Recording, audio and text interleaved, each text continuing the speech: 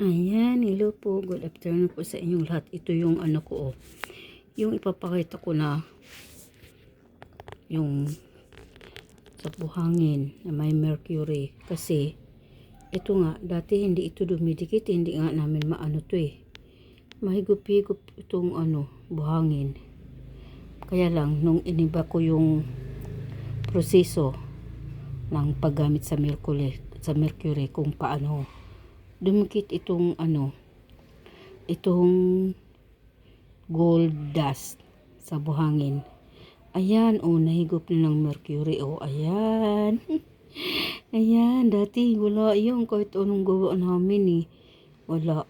Hindi dumidikit yung itong yellow sa buhangin. Kahit anong gawa ko dati.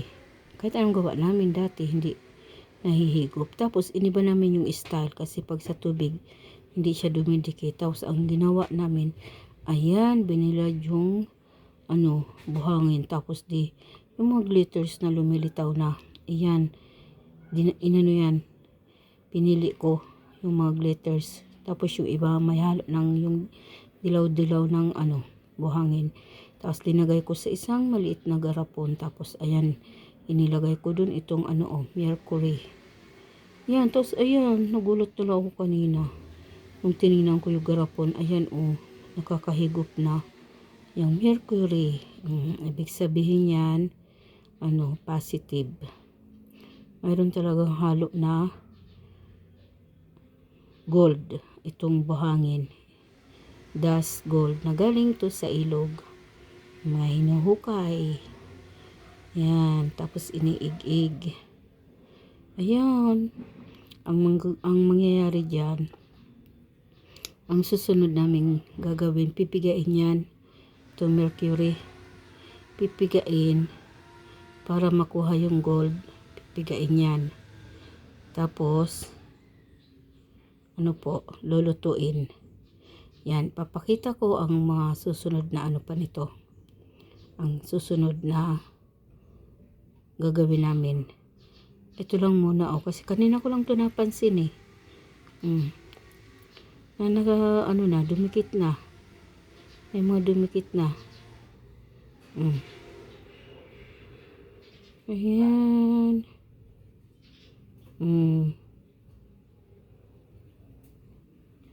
Iba kasi pala eh. Yung iba sa yung maraming tubig. Yung may tubig. Dumidikit. Ito hindi dumidikit eh. Pag may tubig, dry lang dumidikit siya dry. Dry na yung buhangin. Yan po Kaya ayan, nag-experiment ang lola nyo.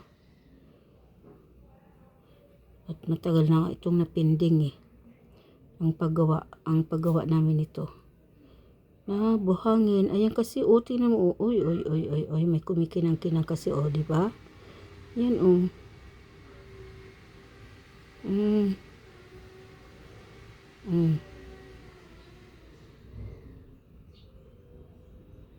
Yan, lulutuin yan. Tapos lalagyan ng borax.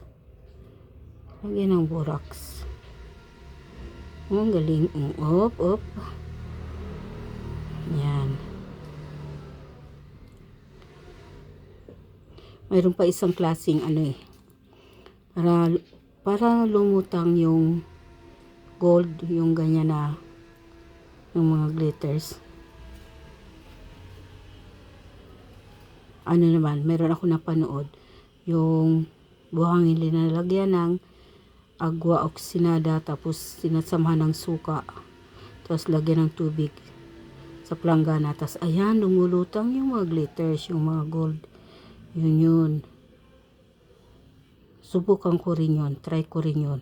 Kasi kailangan makaipon ng makaipon ng yung bago lutuin. Maipon yan na gold bago lutuin. Yan. Ayan po. Muntik na ako mawala ng gana dito eh. Sabi ko para ako napapagod na. Sabi ko, bakit ganun? Hindi dumidikit yung yung itong mga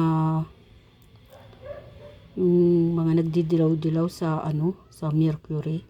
Bakit yung kung titinan ko ibang mga nagre-release parang ang dali-dali lang. Nahihigop na kung mayroon talaga. Naginto ang buhangin, nahihigop ng Mercury. Kung panoorin mo sa iba, ang dali-dali lang. Tapos sa amin, wala talaga. Hindi nahihigop. Kaya parang, nawala na ako ng gana. Sa ko, wala talagang, parang titigil na muna. Kung kailan na lang magkaroon ng budget, ipapagawa na lang namin sa marunong. Tapos, ayun nga, nung binilad yung buhangin, kasi basa nga yun. Tapos, trinay ko, piliin yung mga naglilitaw-litaw na mga glitters. Tsaka, sinamahan ko na nga ng mga yung mga nagdidilaw-dilaw na, ayan, yung buhangin. Mga nagdidilaw-dilaw. Sinamahan ko. Pero, kunti lang pinili ko. Tapos, linagay ko sa maliit na garapon. Tapos, isinama ko ito Mercury doon sa loob. Tapos, ayan, kanina, nagulat na lang ako. Nung tiningnan ko, ayan na, may mga nagpakadikit na sa, sa Mercury, nagsidikit. Iyan daw, yung mga dumidikit na yan sa Mercury, iyan na yung, dust gold, nahigop na ng Mercury. Tapos, kailangan, pipigain yan, yung Mercury na yan, para lumusot naman yung gold, mabuo na yung gold, yung dust gold, mabuo, bago lulutuin sa, sa borax, lagyan ng kunting borax. Yan, ay, sana nga, maging success na yung project namin na to, na makuha na talaga namin, na makagawa na kami ng gold nuggets. Yan po. Yan, kasi ang buhangin na yan, galing yan sa ilog. Galing yan sa ilog. Yung mga yung mga naghuhukay sa ilog, yan po, sa probinsya. Ayan po,